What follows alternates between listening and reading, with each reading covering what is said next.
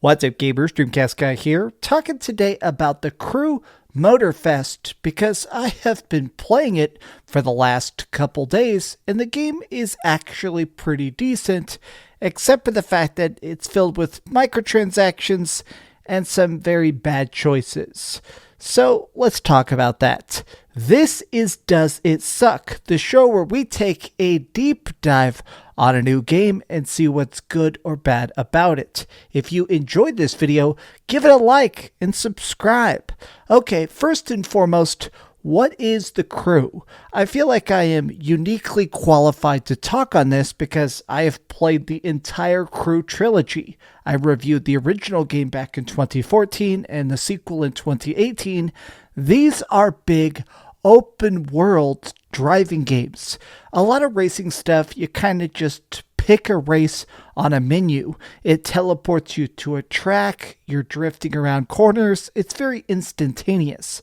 The Crew is much more based on the idea of the celebration of car culture, getting a chance to absorb cool locations, drift in sunsets, or drive across the beach while racing against a bunch of other players online. In that way, I do think that the Crew really is a standout experience. I've played all the games, obviously, and I really do enjoy it. I just think that sometimes the Ubisoft influence of it really does hurt the experience. This game has literally hundreds of dollars of microtransactions. While I was researching this video to actually see what people wanted to know, the number one question is basically people asking, is the Crew Motorfest free? No, this is a full $70 game as I headbutt the mic. This is a full $70 price tag, and then additionally, on top of that, there's hundreds of dollars of optional microtransactions, from buying cars to just getting faster upgrades to rush through the game to even being able to buy some very cool cosmetics like underglow or colored tires and stuff to make your ride cooler. It sucks that this game is just so filled with microtransactions, but that's not even my biggest problem with the game itself.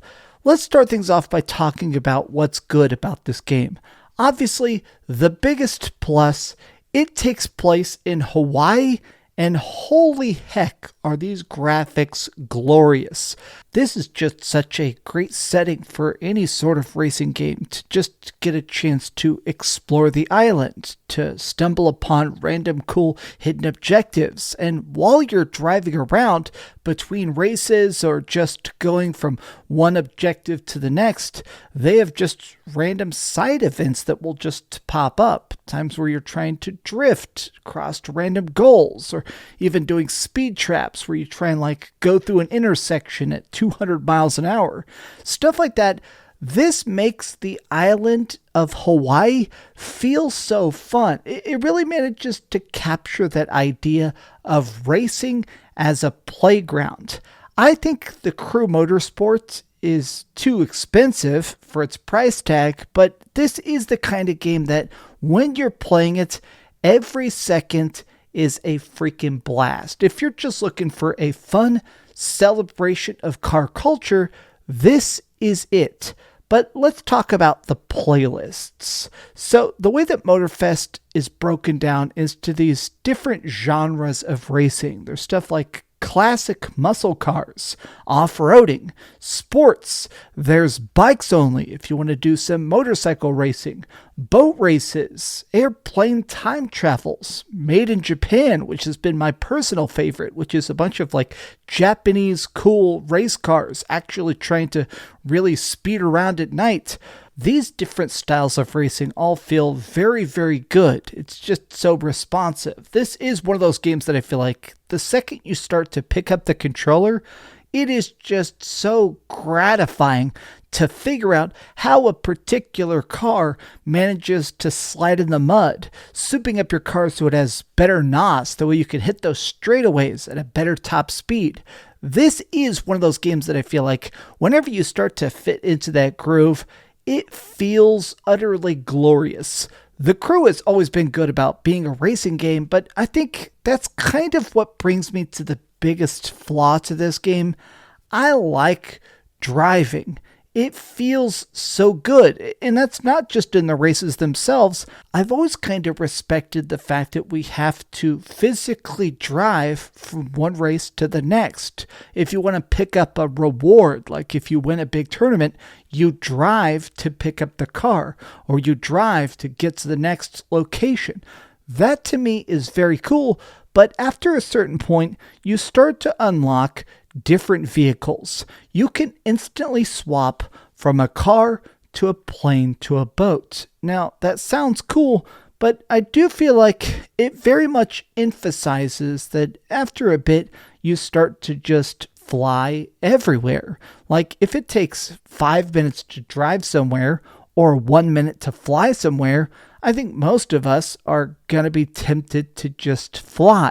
And also additionally, if I'm just being brutally honest here, I really don't like the way that the boats drive or the planes fly. I'm good at it. I'm a very good plane flying dude. I win a lot of races in my boats and stuff, but it just feels so floaty. Maybe that's how these vehicles actually feel, but I feel like the arcade aesthetic of car racing here, when you're actually trying to get first place, when you're grinding somebody against a wall or trying to really time cutting a corner, this game feels so perfect on the track, and certain playlists require you do boat races or plane races. These are not things that you can skip. To some degree, you are forced to interact with these other vehicles, even if you really don't want to. And in my opinion, they do suck. I really enjoyed this game most when I'm just getting a chance to unlock that next big upgrade and forcing me to drive a crappy boat that I don't like, that I don't think looks cool, that I don't think is even slightly interesting to drive. That drags down the moment-to-moment action. But also additionally, the upgrade system here is very peculiar. For the most part, money feels kind of useless. All car upgrades that I've seen so far are just done via races. If you win a race, they typically give you a new cosmetic, sometimes a car, and then additionally a car part, a new muffler, a new engine block, a new style of tire that's going to be even more grippy, which sounds good, but it makes it where you're kind of just always passively upgrading your vehicles, and it never really feels earned. A lot of times while I was just beating these playlists, I never really felt that attached to my vehicle. They lend you cars a lot. I mean, about 80% of the races, they just give you a vehicle to drive. And even then, once you start getting to the custom playlists, my car was just basically a paint by numbers construction. I just straight up took the car that they gave me and the parts that I had unlocked and just glued them together and started winning races. It didn't really feel like I made my car. It still just felt like they decided to hand it to me. Now, with that being said, I still think the biggest highlight of Motorfest that cannot be understated is just really how alive they managed to make Hawaii feel. Every Crew game we've gotten so far has really mastered this, in my opinion, is making it so that it feels like, hey, because it is an always online, almost car MMORPG, watching other racers trying to complete events or even just driving up to your particular race.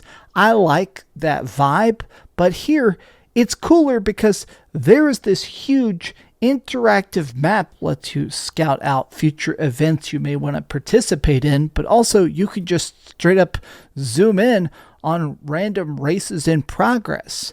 This makes Hawaii feel so much more like you're there. I really kind of appreciate this because I don't know how hard this must have been. This must have been a huge part of the entire budget was just that. But you can definitely see where the budget was cut. This is the playlist menu. Think of it as like your quest tab. It is a complete mess of random, repeated information, stuff that doesn't make sense, classifications that overlap so much. This is just so Ubisoft. Who sees a menu like this and goes, yeah, that makes sense.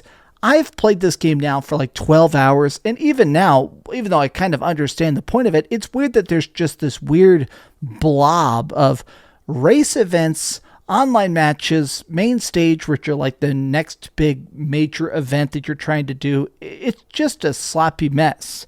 Now, the last thing I do want to say is that there is online play, like straight up PvP multiplayer in this, and it's surprisingly creative. It's actually kind of just blew me away. There is just normal online races, which I did do some of those as well, but there are these events that are almost like car battle royales. You start off as a plane, you drop onto the island, and you try and do a destruction derby of smashing other people while getting random bonuses. There's extra stuff that will heal you or give you damage. Your car can level up and become like a monster truck hot rod.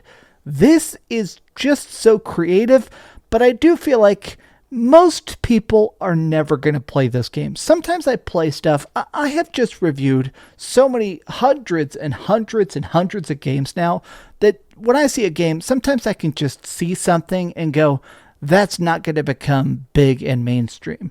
I do feel like Motorfest is going to be niche. The amount of people that are ever going to see the online modes here is vanishingly scarce. But that kind of makes me appreciate the fact that Ubisoft clearly took this game seriously.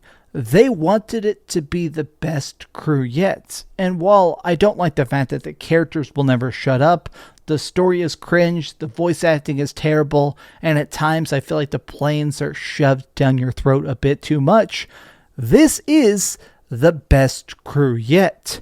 Okay, with that being said, let's head over to the ratings board and put a big number on it.